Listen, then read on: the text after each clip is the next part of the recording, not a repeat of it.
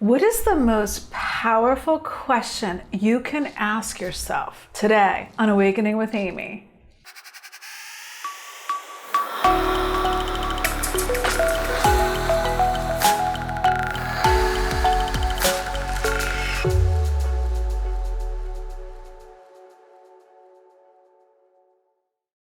Hi, welcome. I'm Amy Valentine. I'm a certified life coach, hoping to awaken within you a mindset that you can be, do, and have any desire. It's all about manifesting more of what you truly love.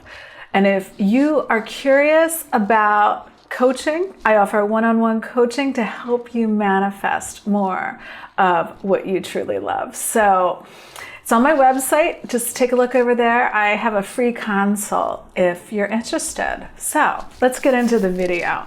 So the most powerful question you can ask yourself, well, it's who am I?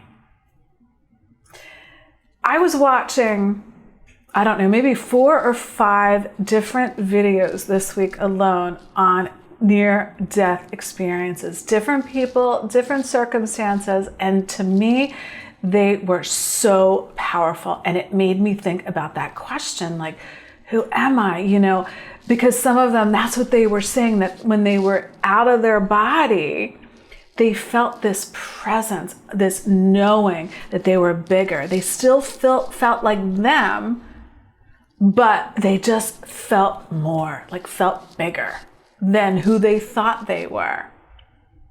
So who am I? I mean, it can be really powerful if you let it. Whether you believe these stories or not, it's what they're evoking within, just questioning, right? Questioning what we think is real. So there is a line in Scripture, it's in Psalms, and it's, "Be still and know that I am God." And there's so many different, and I'm no expert in the Bible or anything. I just love Neville Goddard, and he talks about, he kind of breaks down the symbolism in the Bible and makes it sort of like real world. And that's what fascinates me. And there's so much symbolism in the I am. And Neville says in A Power of Awareness that your I am is who you are being. It's your consciousness. It's what you're conscious and awake to. Be still and know that I am God. He's saying that, Neville's saying in that line, it's like, know that you are the God of your reality, because you are the master of what you allow yourself to focus on, what you imagine to be true for you. So be still.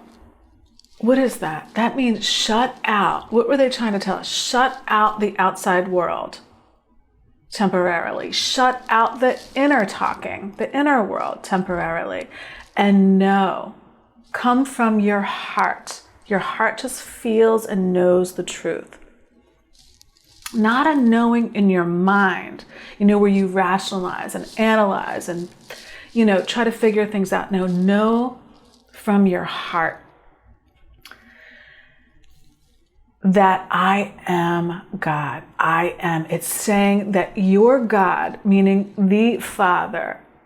There's a greater I am, and then there's an I am within you. It's your concept of yourself. It's how you arrange that I am that becomes your life experience. And that is so powerful to think about.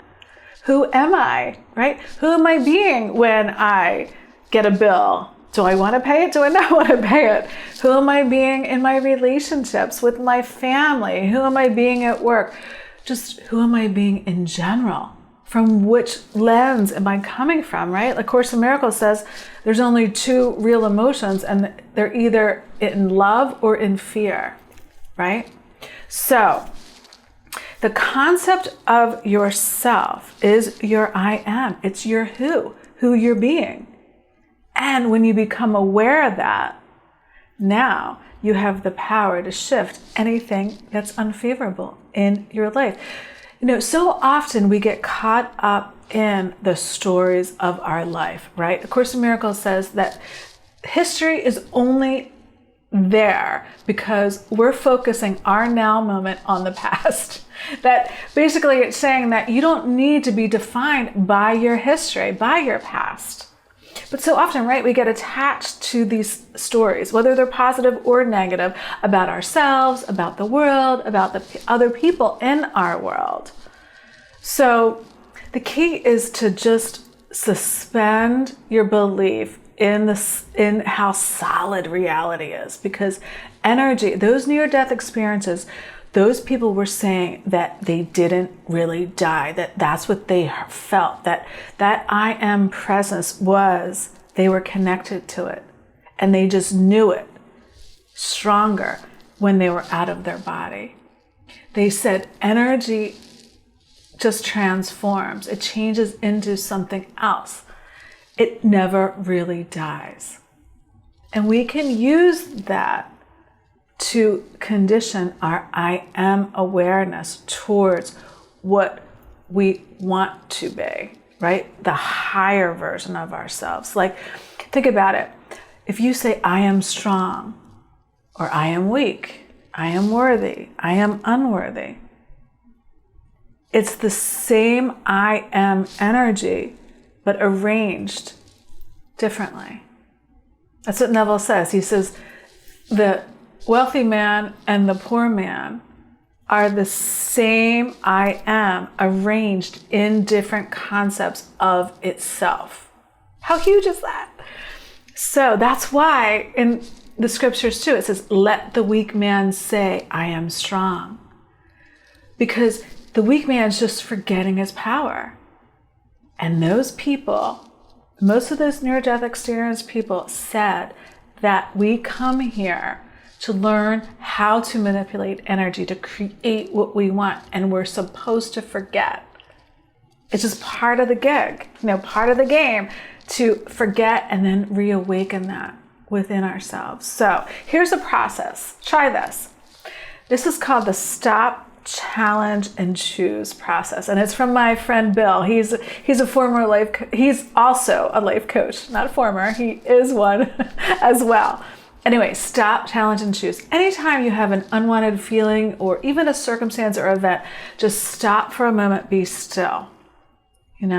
Just calm down just for a minute. Stop and challenge that thought, that belief, that assumption, that situation, whatever it is.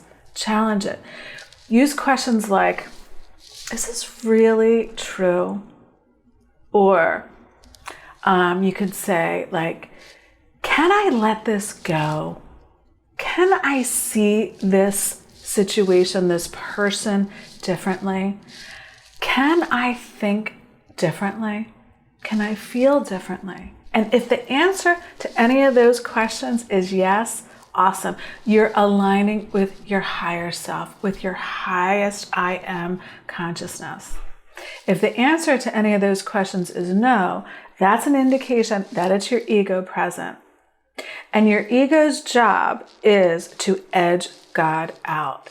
Edge that higher you out, that unlimited you out. Because the ego isn't wrong, it just is limited. It doesn't know that love, right? The ego's main job is to keep you in limitation. The ego is always telling you that your salvation is outside of you. And, when you go within and you listen to your heart and your soul is telling you your salvation is within. It's how you arrange your mind, how you arrange your I am consciousness that becomes your life experience.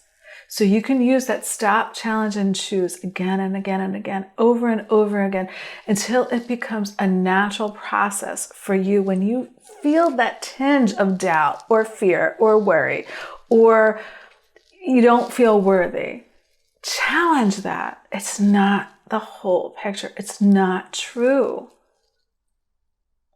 Who you are is worthy. Who you are is connected to that greater presence, whatever you want to call it. The answer to that question, who am I, is I am worthy. I am unlimited. I am loved and supported. Until next time, know, be still and know that you are the God of your reality, because you can use your mind, your imagination, to imagine what you love instead of what you don't love.